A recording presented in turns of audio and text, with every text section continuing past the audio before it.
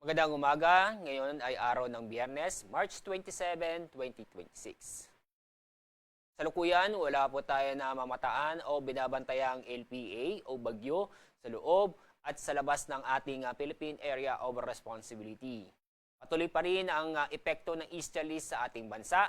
Kaya itong easterlies ay inaasahang makakapekto sa ating bansa sa susunod na 5 araw. Dahil sa easterlies, asahan pa rin natin na mainit at malinsangan na panahon, hindi lamang dito sa Luzon, ganoon din sa Visayas at sa Mindanao. Asahan din ang mga isolated na mga pag-ulan dulot ng thunderstorm, lalong-lalo na sa bandang Visayas at Mindanao.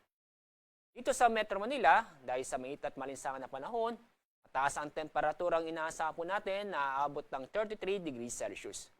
Mas mataas ang temperaturang inaasahan sa Tuguegarao, na aabot ng 34 degrees Celsius. Dako tayo sa bandang Visayas at sa Mindanao. Sa Iloilo, Cebu at Tacloban, naasahan po natin ang pinakamataas na temperatura ay 32 degrees Celsius. Mas mataas naman ang temperatura sa Mindanao, tulad sa Zamboanga at sa Davao City. Yung makikita, aabot ng 33 degrees Celsius. Kahapon, ang ating heat index ay umabot ng 37 to 38 degrees Celsius dito sa Metro Manila. At sa ating mga binabantayang mga lugar sa bansa, mataas na heat index na umabot ng 42 degrees Celsius. Ito doon sa San Jose, Occidental, Mindoro.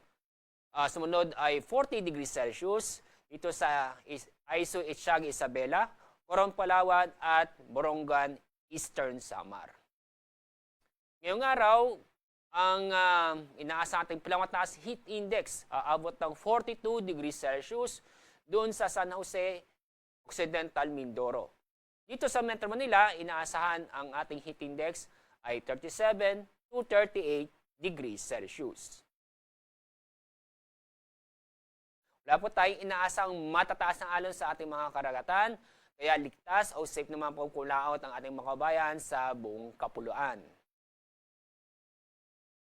Ang araw sisigas sa ganap na 5:56 ng umaga. Ang araw na lulubog sa ganap na 6:08 ng hapon. Yan po ang ating weather update sa araw ng Biyernes. Mula sa Pag-asa, ako po si Alzar D. Aurelio.